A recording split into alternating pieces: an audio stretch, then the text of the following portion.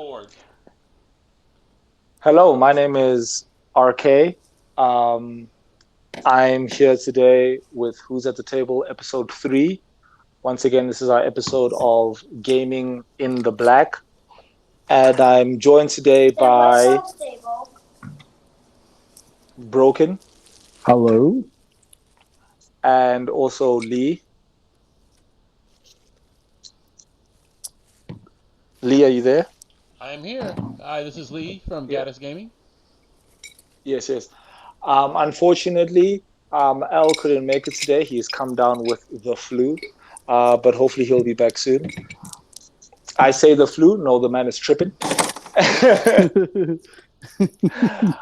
um, our topic for today is our topic for today is I was thinking about something mostly because of how I grew up and the experiences that I had, and something that I want to speak about today and also bring forward to the two of you gentlemen is why is there such a negativity amongst the Black community to other Black nerds and to anybody that is interested in the nerd genre, whether it's tabletop gaming, whether it's anime, whether it's video gaming, any of that. Why is such a negativity from our own Black community to those people? And do you feel that there's any way to change that? Broken, I'll start with you. It's actually a really hard and complex question, but I think that most of the negativity in the Black community towards Black people that are gaming is it matters what kind of facet of gaming you're doing. Like, so you're on Xbox, PlayStation, Nintendo, whatever. If you're playing sports games, you'll find a lot of Black people congregating those because it's something that is an extension of something they enjoy doing already or are pushed to do at a young age. Where Yeah. if you're playing games like Oblivion, Skyrim, Fallout, RPG games, you really don't see them. And I think that it's a different mindset, it's a different aspect that isn't normal, and it's a nature versus nurture kind of thing. I think that in our community we push people and tell them it's okay to play games, but not only sports games.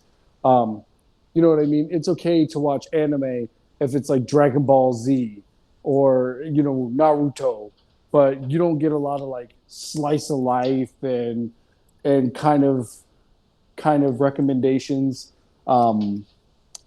like that, Yeah. or like the in another world situations. It's really hard, and there is a group of people, a group of Black people that do enjoy that kind of stuff, but I don't think that it's pushed upon. And in the miniatures and wargaming community, I think a broad spectrum is it's a thing about where you spend your money. You spend your money on a $200 pair of Jordans. Don't go buy a box of, a starter box of Space Marines, because those Jordans are going to keep their money, but the Space Marines won't. You know what I mean?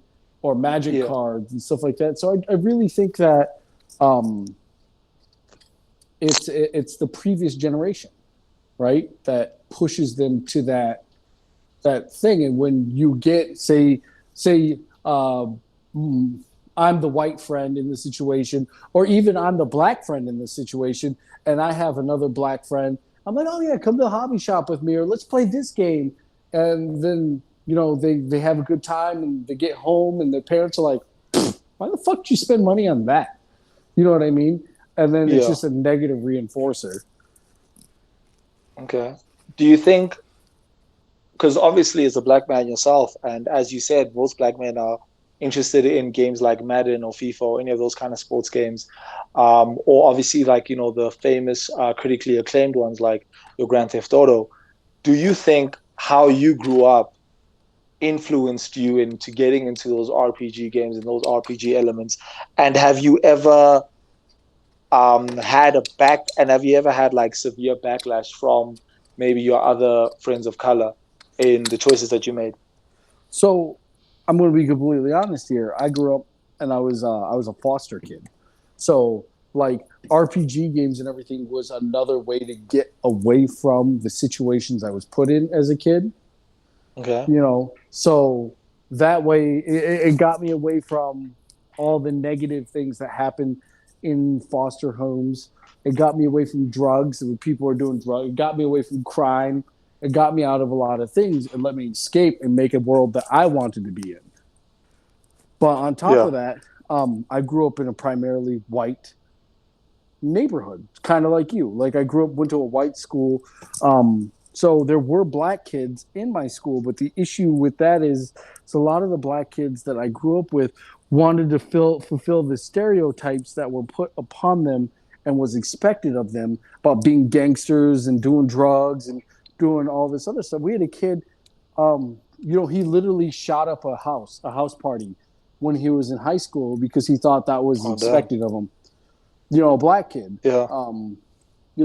I also grew up in a neighborhood where the Klan had a presence, 5 miles away in the next city over. So for me, it was kind of one of those things that I didn't explore my blackness until I joined the military, until I found my biological mother, when I was 16, when I started talking to my brothers and everything like that. But I don't think that how I grew up and what I did harmed me in any way, shape, or form being in a white community because they were more accepting, even though I was still the black sheep, literally, Yeah. because of the things I enjoyed. But being the black sheep in a white community also means you're not accepted by the black community. You know what I mean? And that's true. Because I grew up, I've never went to jail. I've never done anything like that. I got a speeding ticket. My first speeding ticket in an interaction with the police was when I was 18 and I was in the military. And I never drank alcohol until I was 21. I didn't even do I haven't even smoked a cigarette in my life still. You know what I mean? The only time, the first time I smoked marijuana is when I was 28. I was about to be 29 and they just legalized it. And it was a recommendation through my doctor. Yeah. So for me, the nerd culture has been something for me to fall back on because the black community didn't accept me. The white community kind of accepted me, so I went the path of least resistance. But as I grew older and I started going to cons and I had money and I started to travel and, I met Lee and I met you guys, I've met more like-minded people like myself. And maybe it's just instead of focusing on the black community as a whole, it's focusing on the community within the community that actually accepts you for being you and your blackness as a nerd. Okay, that's fair. Lee, what's your experience, especially because I remember you? I'm gonna speak from an American experience because black people are all over the world, and I'm sure your mileage may vary. But when I think about the question that you ask, is how we project ourselves and how we're portrayed, right? And so through popular media, if you're not playing if you don't have some kind of ball in your hand or you don't have a microphone in your hand, if you're not on the entertainment end of it, those are considered the good black people, right? And black people aren't a monolith either, so we can't think of it that way. But how popular culture likes to perceive us, and so that bleeds out into the general culture, and that media is then sent out around the world as how we're expected to be treated and how we're expected to be perceived. So when you look at nerddom and fan culture, it's what you're exposed to. The kind of hobbies that we participate in have never been devoid of black people. I mean, from the creation of Pong to the Atari 2600, the guy who invented cartridges for the Atari was a black man. So we've always been involved in it, but we're never portrayed as the ones on the positive end of it, right? We're the ones that are portrayed in a negative light, and so people perceive you in a negative light. And I think it was interesting that when Chris said that the guy did what he thought that culture had expected him to do. But I grew up reading James Baldwin, and other civil rights leaders. So I have the perspective of being around at a time when these people were alive and those discussions were happening. So my perspective was different because I was able to travel between a black community and a white community, and I always took um, that positive aspects of the black community with me. So when I was playing games, yeah, I was ostracized. I mean, because I just wasn't good at sports, so that only left me the outlets of math and science and nerddom, So I couldn't compete, Yeah. with the ball in my hand. I never weighed enough to play football. My eyesight was so bad that I couldn't shoot baskets in basketball, or hit a ball in Yeah. baseball. But I was good at track. I could run fast, but I was never the fastest. Of course, it's in your blood, bro. It's in your Yeah, blood. right? Slavery. It's Kenya. a slavery blood. Yeah. So yeah, so breaking through those stereotypes and breaking expectations, I think, is something that a lot of black people have to contend with. The only thing that we have in common in America is how we're treated, right?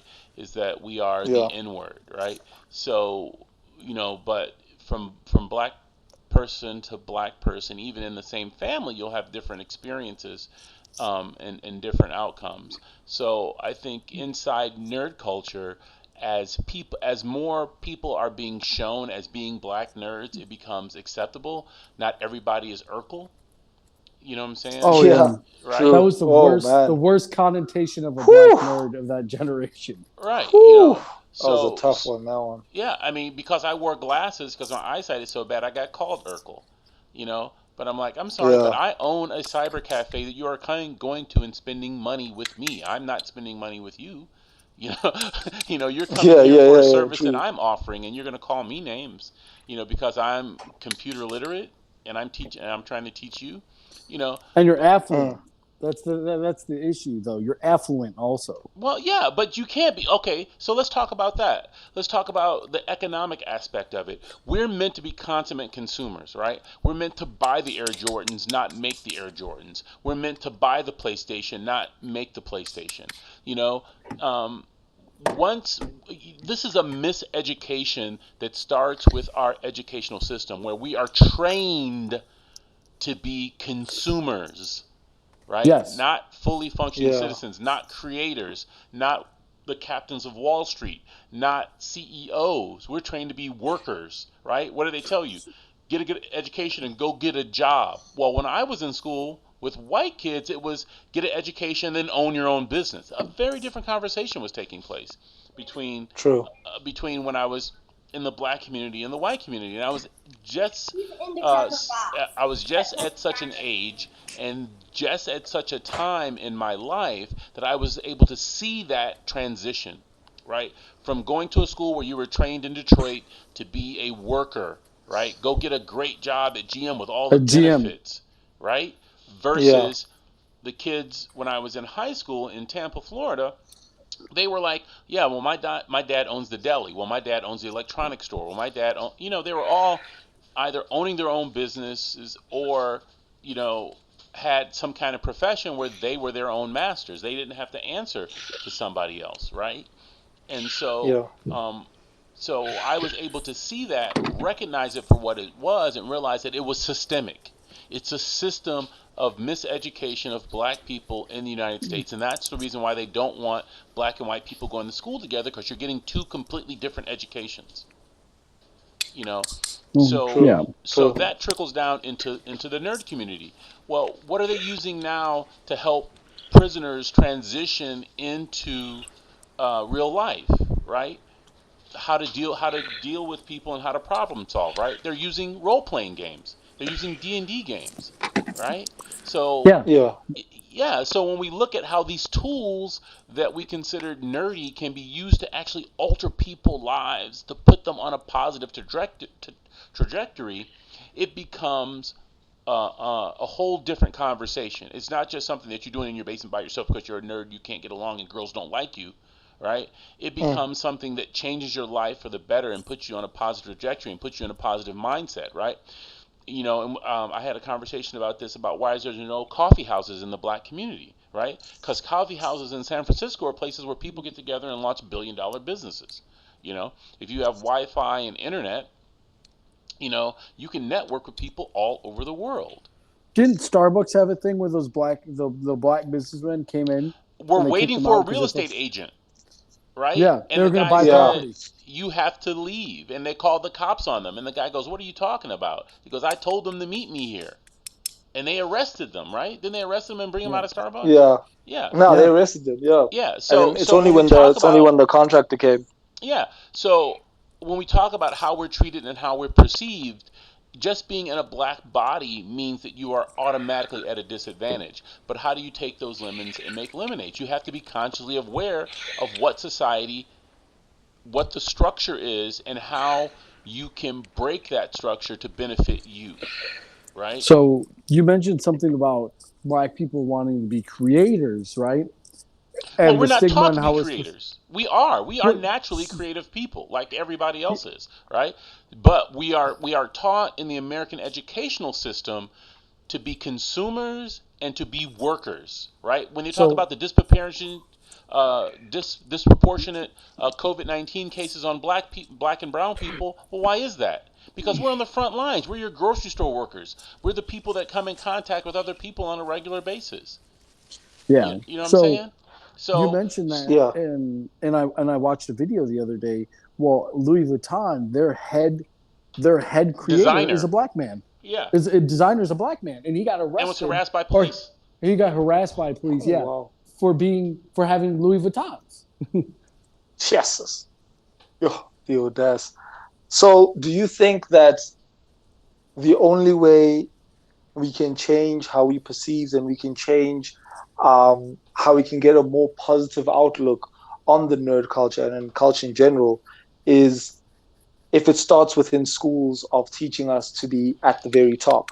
Yeah, well, here's the thing. You're pulling a subculture from a pool that's a larger population. And if that larger population is brainwashed into thinking that you're the criminal, you're the bad guy, you're going to hurt them, you know what I'm saying? Then that trickles down into the subculture of nerddom. But you would hope that, you know, grown men playing with painted miniatures would not be a threat to Mm, anyone, right? But we yeah. are. But because of the black body that you occupy, that first reaction is the cultural reaction, right? Is the culture Mm, that you've been immersed in, right? That you grew up, if you're black, you must be poor, which is true in America more often than not. Therefore, you don't have the resources to participate in this hobby. Therefore, it becomes an exclusively white male hobby because of the financial barriers you have to overcome. But I'm like, if you can afford $200 for a pair of tennis shoes, which is a status symbol in some communities, yeah. then you can afford to play this game. Which gives you a lot more long-term benefits than owning those tennis shoes, which somebody's going to rob and take from you anyway, right? If you live in a Okay. community where tennis shoes are your status symbol. Yeah, Um, no one's breaking into my house and still Space Marines. Nobody. Yeah. Yeah. Nobody. But what it Mm, does, it gives you the added benefit of having a social life and having something outside of what they're trying to get you to do, right? They're trying to get you into a negative mindset and to miseducate you as to what your possibilities and outcomes are. Because once you get into role playing games and stuff like that, then you can imagine yourself as being something other than what they're telling you you can be. I hear you. I think for me, I would like to see, especially because like I'm taking this obviously from my own experiences and what I've been through, but I think more than anything, I would like more support, not starting just from a young age of us in schools and of us, learning and all these things, but like education and the willingness to learn is more easily be it's easier to achieve nowadays than it was before, Correct. right? There are many people that get full educations without even going to school, right? And I feel like because of this and because of these doors that the internet and just the general world has opened up, I feel like as a Black community, we shouldn't put it on others to teach us. We should be supporting our brethren in whatever they decide to do, in whatever um, they choose to put their lives into. So what you're And I saying? feel like one of the biggest issues is the fact that just because I don't want to be a rapper, or just because I don't want to, you know, I don't know, go shooting for the Lakers, doesn't mean that I'm not cool, or doesn't mean that I'm not black. You know, Yeah. like Right. support me in the decisions and the choices that I make. Support me in the decisions and the choices that like I've decided to take But this you're road, not the whether one it's in defining a what creative black. aspect. Yeah, but you're not the one defining what Yeah, blackness is, right? The That's the dominant issue. culture definitely. But I don't is think. defining what Yeah, blackness but is, and then yeah, but what I'm saying is that like we shouldn't let the world tell us what blackness oh is, yeah, no and doubt, no doubt. yeah, I agree with you, but in I'm our saying own that community. what through years and years and years of movies and TV, i.e. Urkel and all that kind of stuff, and what black Mhm. people are supposed to be. Every black sitcom in the 80s and 90s had some black person struggling until Bill Cosby came on and he was a doctor and his wife was a lawyer. You know what I'm saying? Before that it was the Yeah. Jeffersons and Fresh Prince. yeah, Who Fresh can forget the Prince Fresh and Prince? Good Times where they lived in the projects, and then The Wire on HBO, which showed, black people living in the projects, all that type of, so you have all this negativity that at some point you have to overcome to create, um, to create the idea in people's minds that we can, in black, and I'm not talking about white people's minds, I'm talking black people's minds, that we can be more than somebody walking around with braids in our hair, with our pants hanging down below our ass, wearing Mm. shoes with no laces in them, right? I'm still trying to figure out how every 5 years in every other culture fashion changes. But a guy in his 50s and a guy in his teens can be wearing the same exact clothes, and that's okay. There's no other culture where that's possible, where a teenager and a man in his 50s have the same fashion sense, Yeah. No, right? you're And why 100% is it correct on that. why is it for the last 30 years those fashions have never changed in the black community? Because that's been what's self-perpetuating. It's not. It's self-perpetuating by white media. Yeah, well, but here's my point. But it doesn't. So it's what we. So to my point about the dominant culture dictates what that is. Until we break those chains out of our thinking and say, hey, we can be more than this. We can occupy every niche in the diaspora. Um, until that happens, you're going to continue with these stereotypes, and part of that has to do with how we educate ourselves and what we choose to latch onto and what media we consume. That's why it really um, uh, irks me when we glom onto other people's culture and adopt it as our own, but won't make change because we don't want to be in our own culture, but won't make changes to change our own culture, which we have the power to do. So Right? you think Only the drive should be more in changing our own culture, telling our own stories instead of trying to adopt somebody others. else's. Correct. Okay. Okay.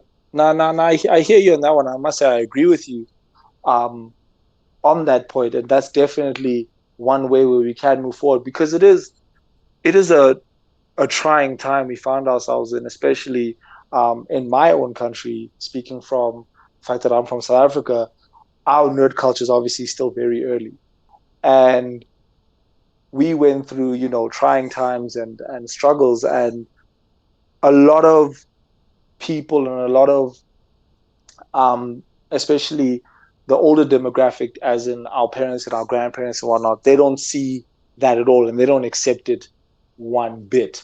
So I think obviously with the makings of movies like Black Panther, I remember when Black Panther came out, my mom thought Black Panther was a documentary about uh, a country in Africa.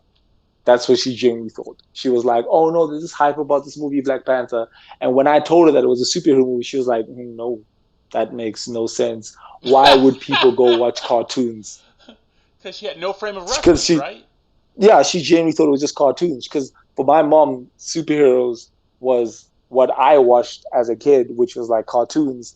So she was like, no, why would people go watch? Why would cartoons be popular? Uh, so it's only after like a lot of convincing of me explaining to her that no, this is the situation, this is what it is, this is what it talks about, that she finally understood and she finally was like willing to maybe go see it. I still don't actually know if she actually saw it. I hope she did. Mom, if you're listening to this, you should really go see Black Panther. But besides, yeah, but and therein lies on your truth. Let's that, talk about the Black Panther for a minute, because if you talk about a vision, if you can see that reality where the most technologically advanced civilization on the earth is in Africa, right? The most mm, technologically advanced and superior people aren't Urkels wearing glasses. It's Shiri, who's a genius level inventor, to the level of Tony Stark or above Tony Stark, right? Because their technology is more advanced than Stark's technology. Uh, yeah. that should be a role model, but instead we use Lil Wayne and all these other rappers that are forced on us by Well, popular and culture and because here's the thing about because Black wait a minute, Panther. Chris, do we own the means of production? Right? Do we own, these rappers even own the rights to their own music? No, Do a they lot of own them the don't. record companies? Some more. Some of them are starting to, but in the '90s, none of Some them of it, did. like I think it's in those, yeah, in those aspects, a lot of, like, obviously you got the like the globally legends, your P Diddy's, he owns everything, your Jay-Z's, your Dr. Prince Dre's, Prince had to fight to get the your rights of his Birdman's. music back. Yeah, no, this is true, and it's only now, obviously, that this is coming to fruition, where a lot of musicians and rappers are fighting to get their licensing. This is the same thing that Beyonce did and Rihanna did, in terms of fighting to get the license to their music. Even Michael Jordan himself, with the Air Jordans, he had a fight to prove that that was him, because Nike wasn't giving any royalties to him, but they were using his image and they were using his brand. And he had to fight in a law case to prove that no, that's definitely me. Why are you lying to me? And the same So same thing with college obviously, college students. Like you play what is it? What is the NCAA basketball game on PlayStation? Right? You're playing all of 2K. these NBA, college students that they don't get any yeah, money off 2K, of it. Meanwhile, that industry is making $1 billion off of black bodies.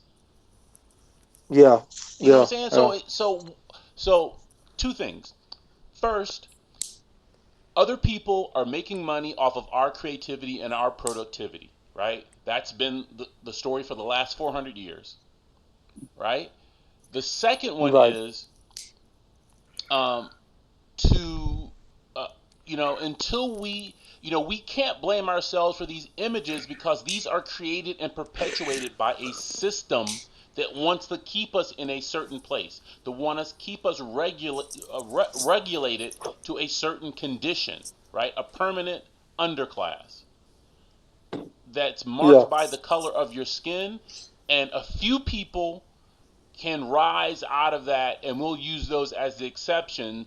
You can count on one hand the number of black successful people, that are billionaires, but you then discount the hundreds of millions that are living in poverty, right?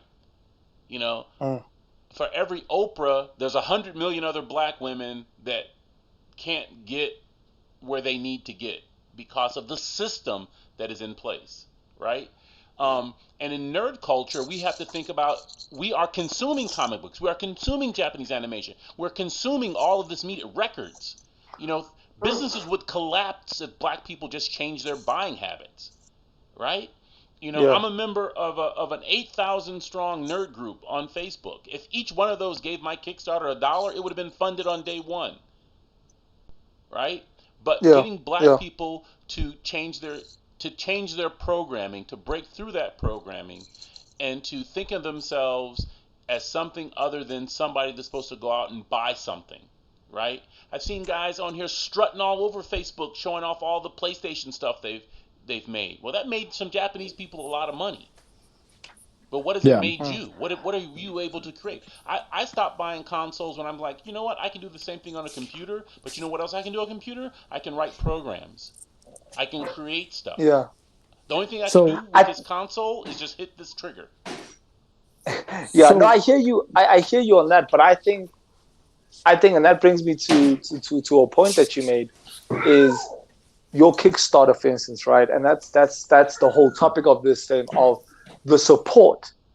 As in, when you look at any other race, when you look at all other races, I'm looking at my country myself.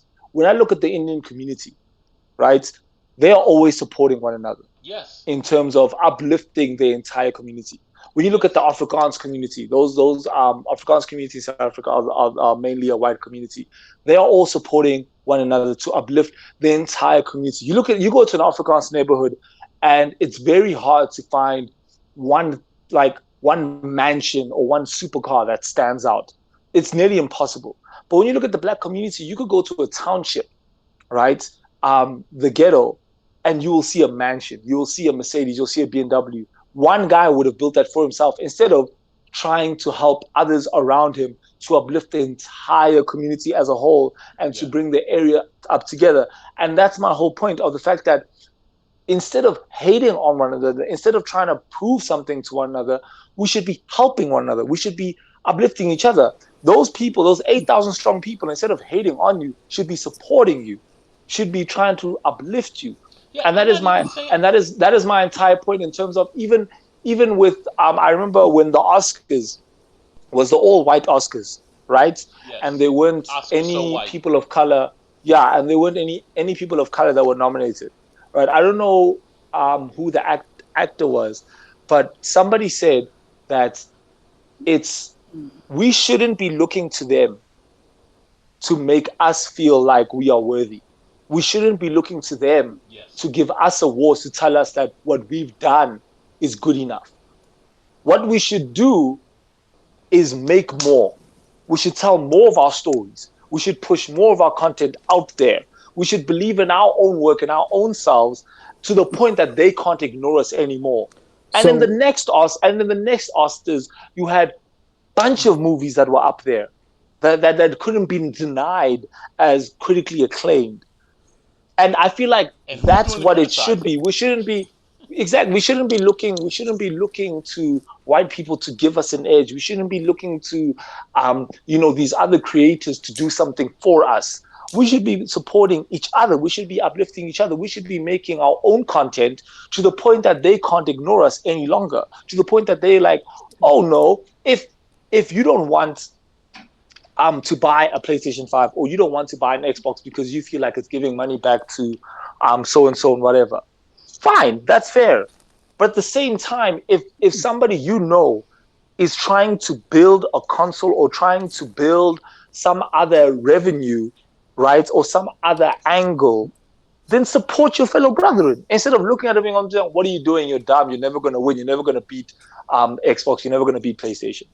yeah. No, support that. The same way Lee over here and Garris Gaming is trying to build tabletop gaming to support black communities and to tell a black story about the Black Panthers and what they went through, instead of looking at him and being on some, this guy will never win against those other gaming companies. No, support, give back, try, give him ideas, give him your thoughts, maybe your Yeah. stories of maybe.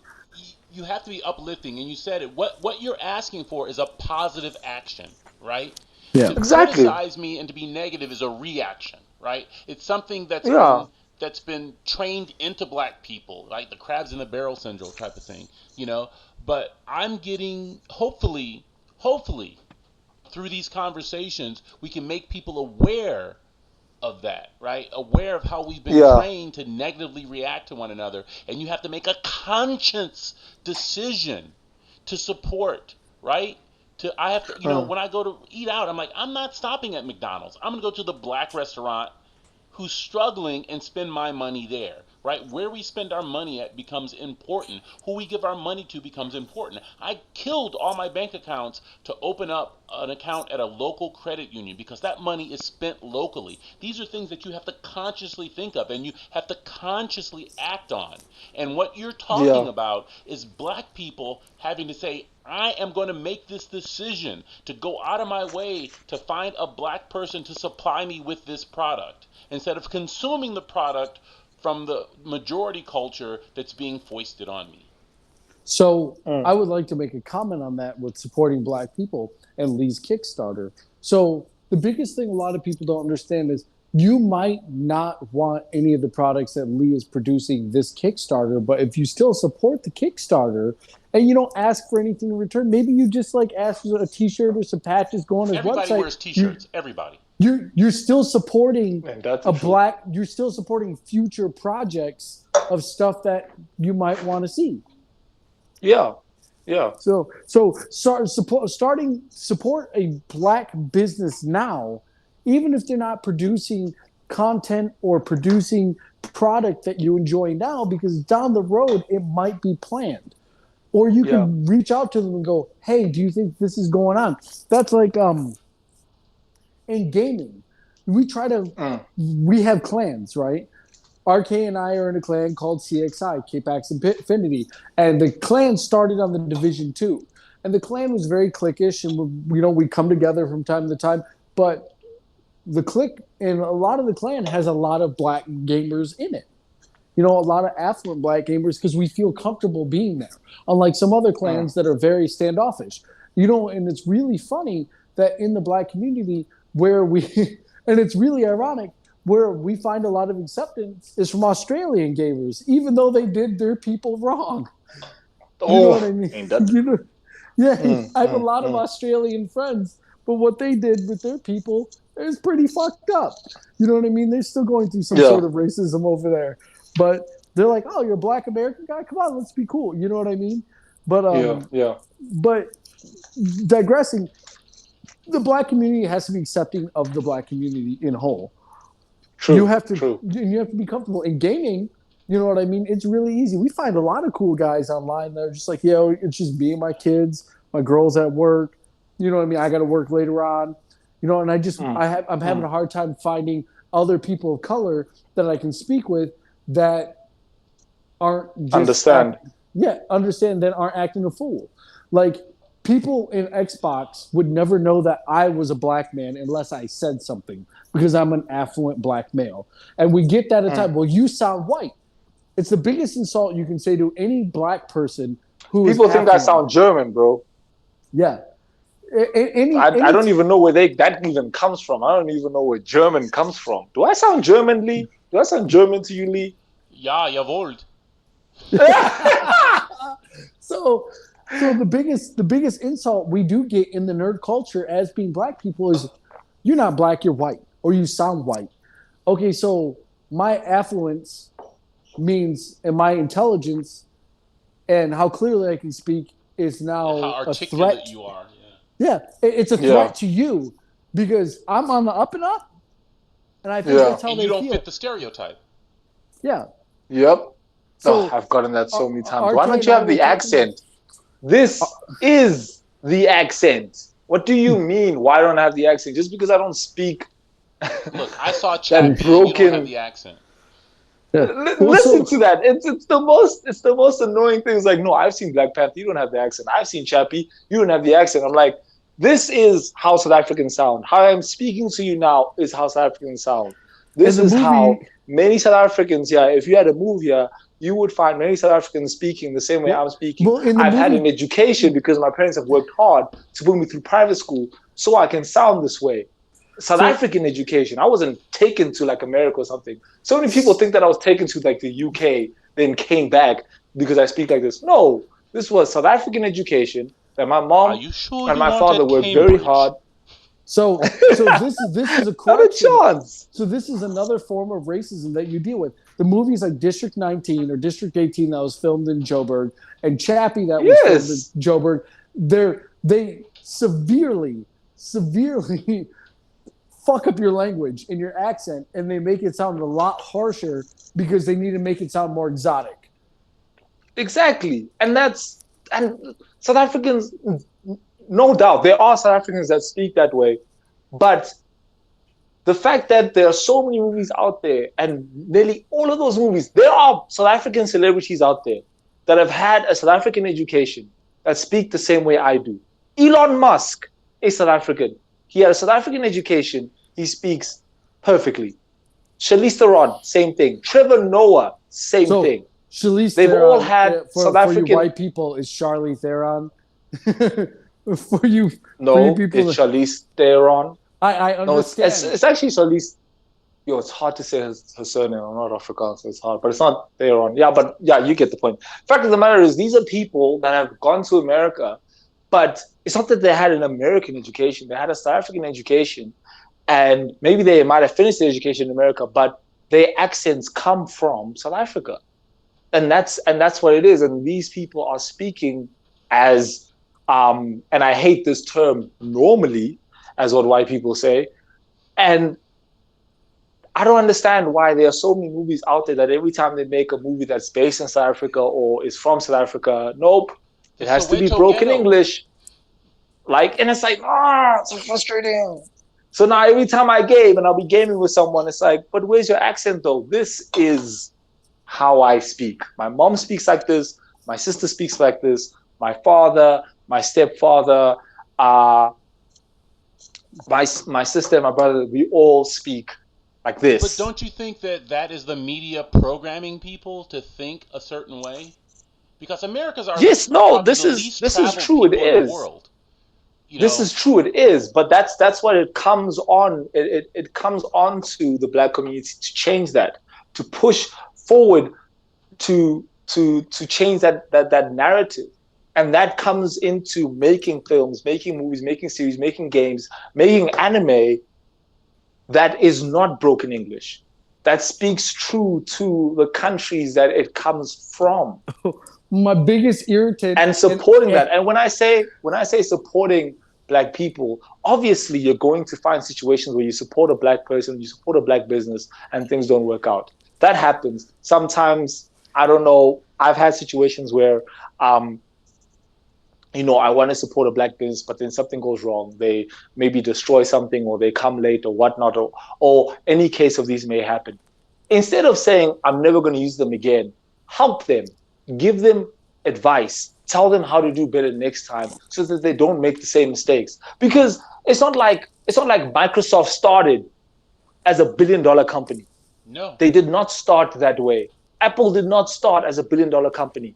Sony, all these massive companies did not start as $1 billion companies. They started from rock bottom. They also did mistakes. Amazon also did mistakes. They also tripped and falled, were late, broke this, broke that, and they got advice back from their communities to do better. And that's what we need to do as Black people with our Black community as well. If we see mistakes in the businesses that we're trying to support, let's help them do better. Let's help them grow. And we have to, again, it's retraining ourselves not to compete with one another, but to exactly and support with one another. Exactly. That's exactly what it is. Competition, though, comes from our upbringing. That's you need to be the best person on the basketball team. You need to be the best golfer. You need to be the best. There's a reason why Black people lead in sports. It's because their parents push them at very young ages to be the best so they can get scholarships, so they can get out of the ghetto. Even in gaming, you know how hard it is to find a professional Black gamer? A lot of them are Asian, a lot of them are white. Even Twitch streamers, there's a handful of Twitch streamers that are Black, that own Black bodies that you don't see. And I think the issue that we have with that, how many Black professional video gamers are there? Or even on teams? It's not, there's not many. I should actually start looking around. Actually, there's not a lot. Because I'm wondering about that. Because I see people on how much they're making. There's one. He's actually pretty famous. What's his?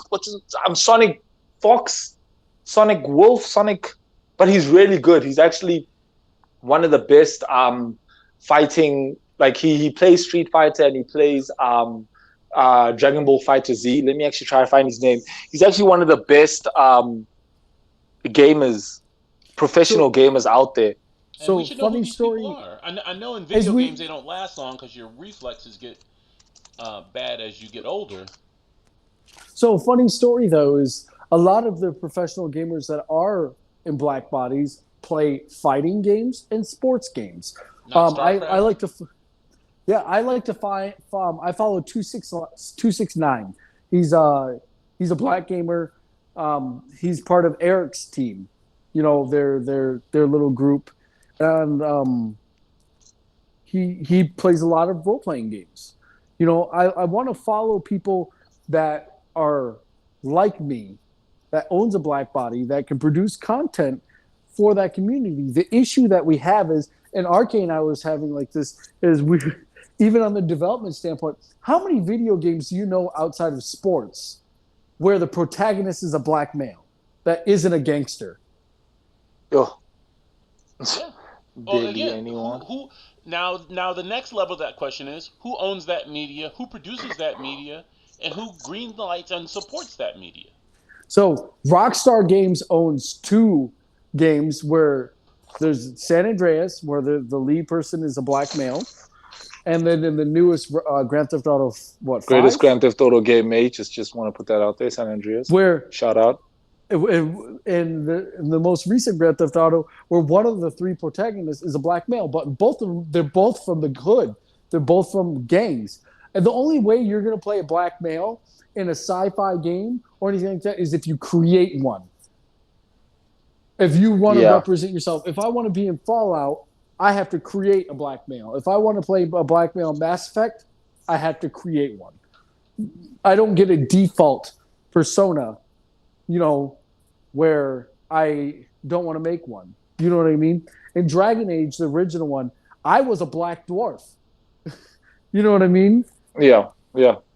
And I was the only black dwarf around. And I made that point.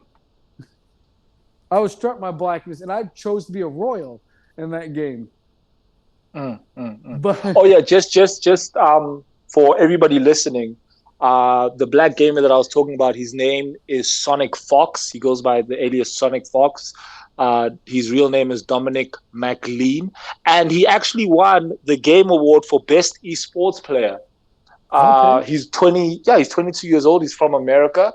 So yeah, if you're interested in watching a black esports gamer, that's somebody that you should look into. He's also very well known for wearing fur on his arms.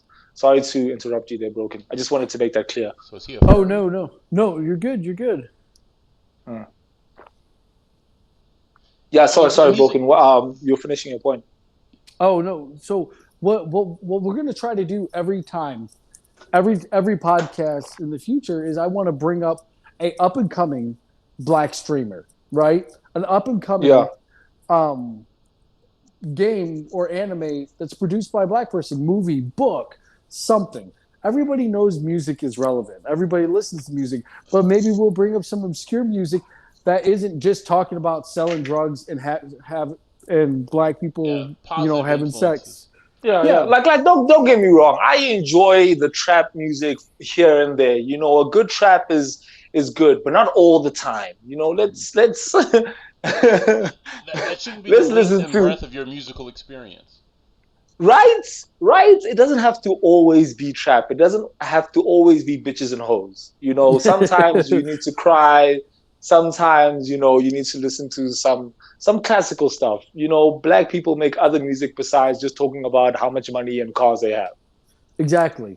We Hmm. need to uplift, and the thing is we need to uplift that community. I would say let's try to get more black miniatures manufacturers out there, but there's only one, and he's on the cast.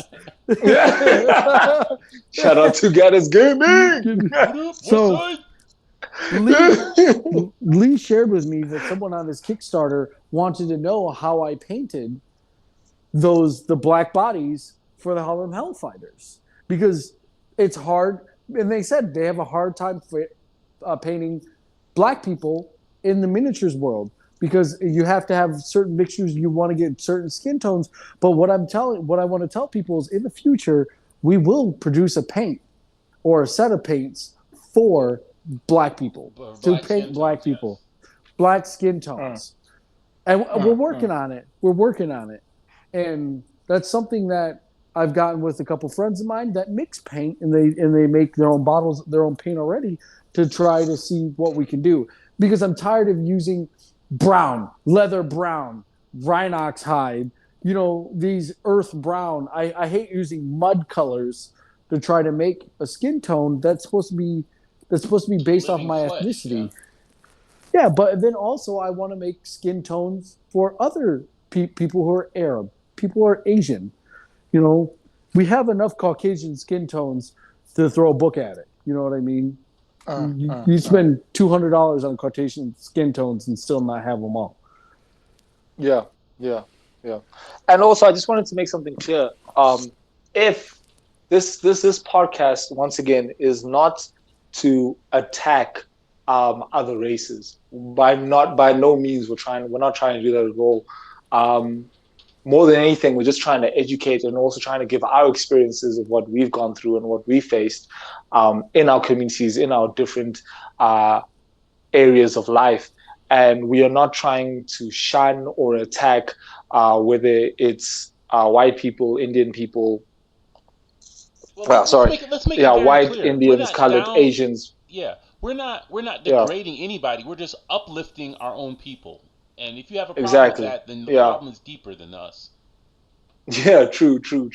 And even if you're listening to this podcast and you are not from the Black community or you're not Black yourself, please take what we are saying and give us your take and comment on your experiences and what you've gone through and any ideas or anything that you think that we might be saying that might be either wrong or maybe we don't have the correct information.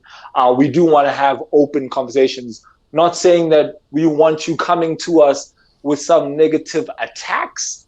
No, we don't want you swearing and threatening anybody here. We're just trying to have an open and healthy dialogue because we are trying to uplift not only our own community, but we're also trying to learn from other communities as well. Yeah, if you are Afro-European, drop us a line. Let us know, right? If you are Afro-Asian, Afro-Indonesian, any of those combinations of people from the diaspora, let us know. We want to hear what your experience is. We're just speaking from our experience.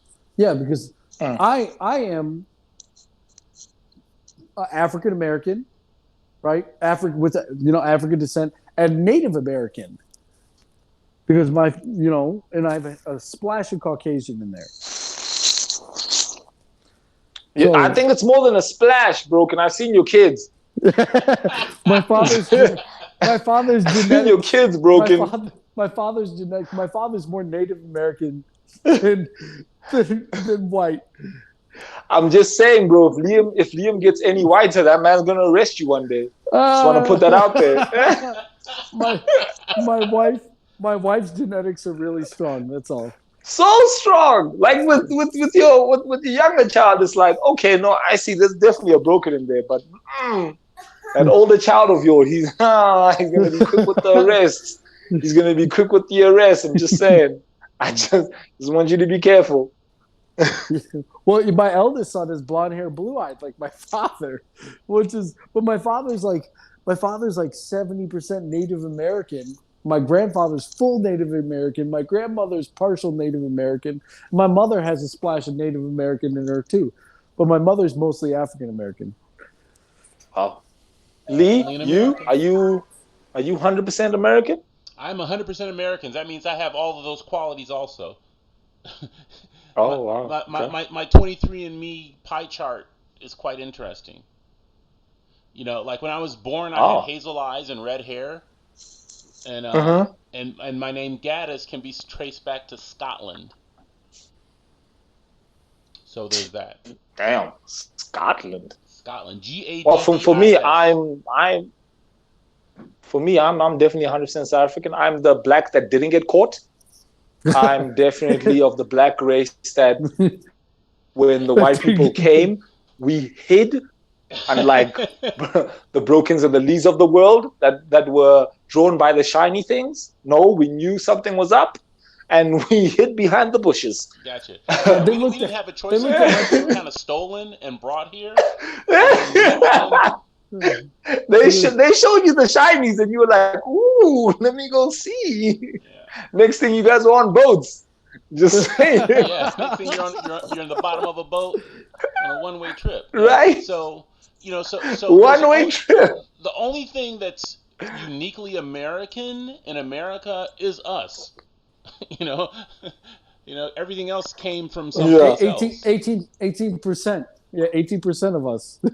Yeah, but Yeah. the mix of the African American, the number one, the African American experience, and the African American bloodlines, right? Because we're mixed with Europeans, Africans, and Native Americans. Because a lot of us ran Yeah. away and True. hid in Indian tribes. So, getting back to our topic.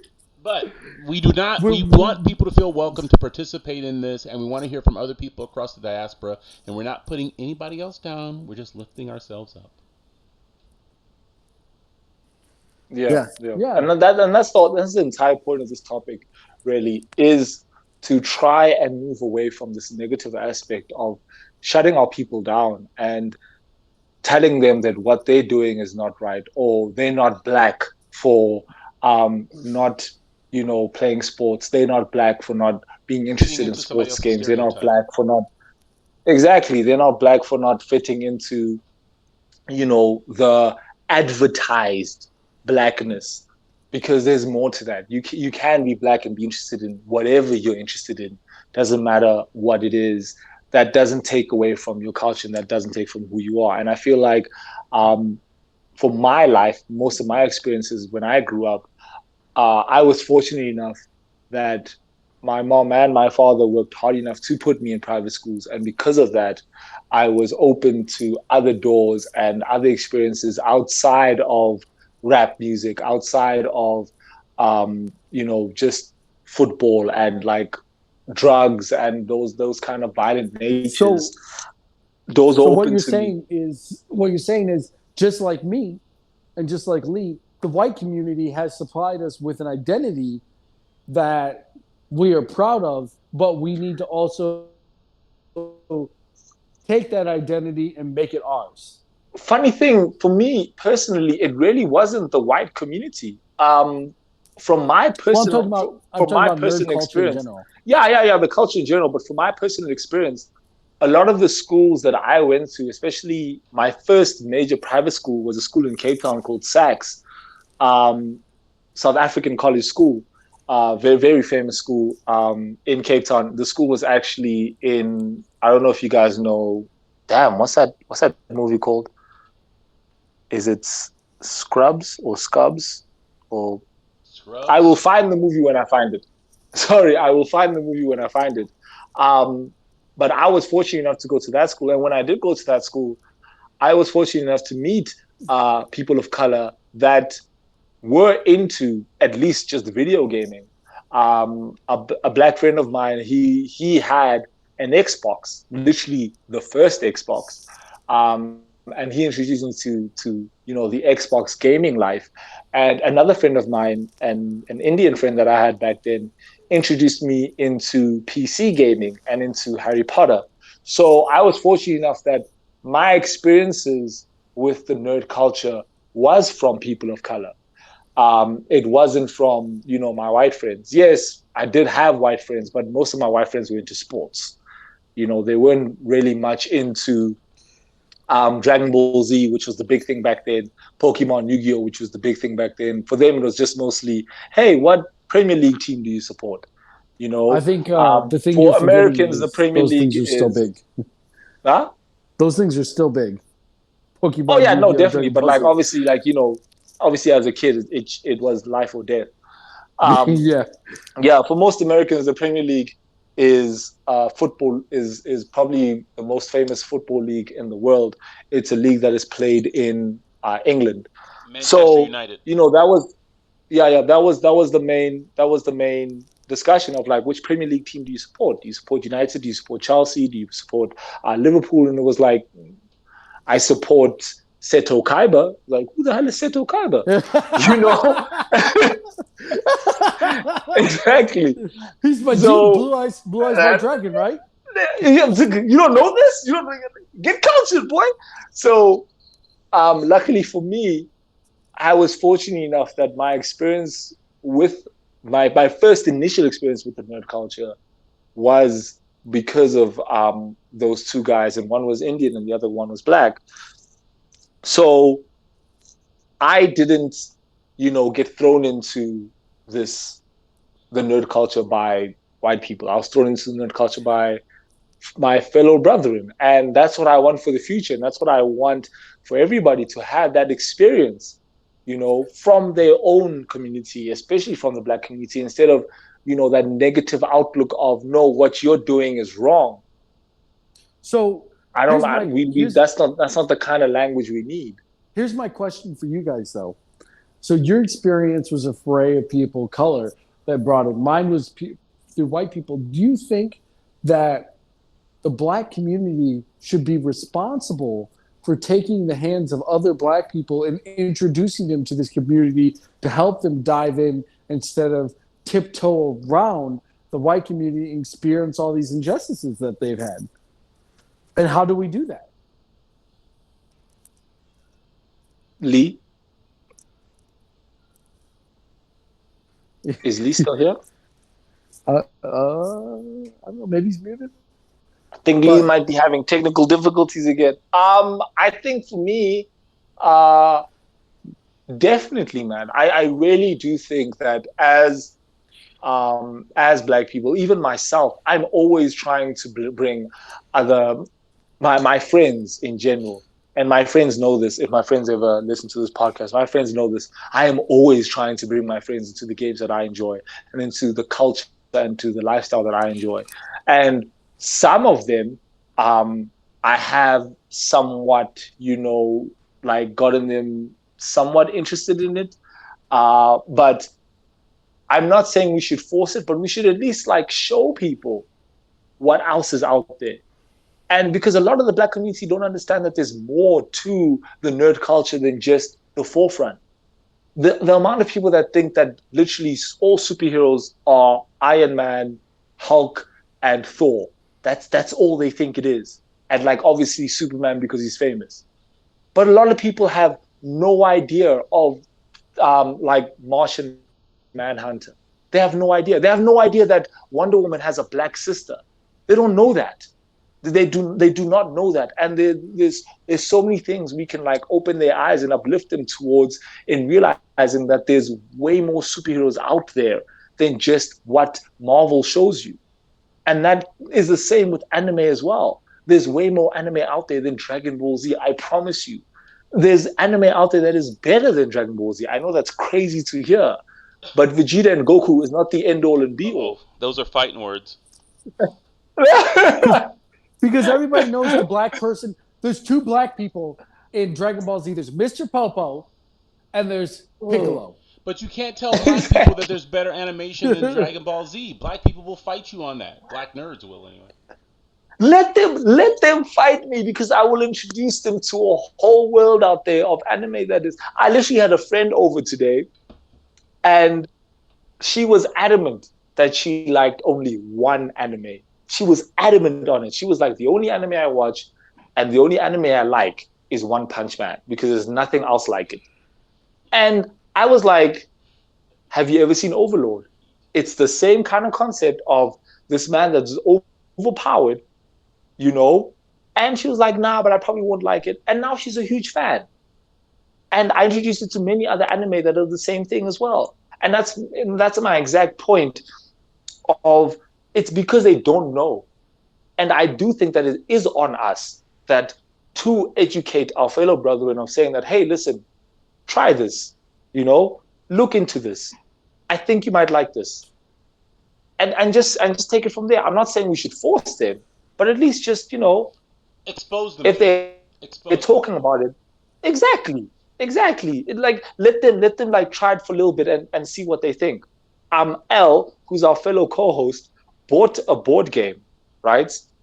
Kind of like a D&D kind of board game, right? He bought this board game And me and Al, we were obviously going to be fans of this board game because of who we are. And we brought our other friends who mostly just turn up and go out and whatnot. And we brought them into our apartment. This was many years ago. And we all played this board game. And when they saw the board game and how complicated it was, because we all know D&D, when you look at it in the beginning, it seems to be the scariest thing ever. It's not just rolling dice, move 3 places. No, it's complex. There's cards, there's characters, and all these kind of things. And it took a good hour and a half to try to explain this game to them and to try to make them understand that this could be fun. And after that hour and a half of explaining, after they fought us in saying that they would never enjoy this, you know what we were doing Saturday night? We were playing that very same board game until like 1 a.m. in the morning, and they had tons of fun. And we even played it again. And that's my point of the fact that a lot of these things can seem frightening and scary because you don't understand it. But if us as the Black community, as who we are, because we know better and because we've been brought in, if we show other people and other, Black guys around us and Black females around us of, hey, try this, give this a look-see, you might like this. You never know. You're Just give it a try. larger for everybody, right? You're showing Exactly. a much larger world that's available. Exactly. Giving them more information of what is out there, letting them know more of what is out there.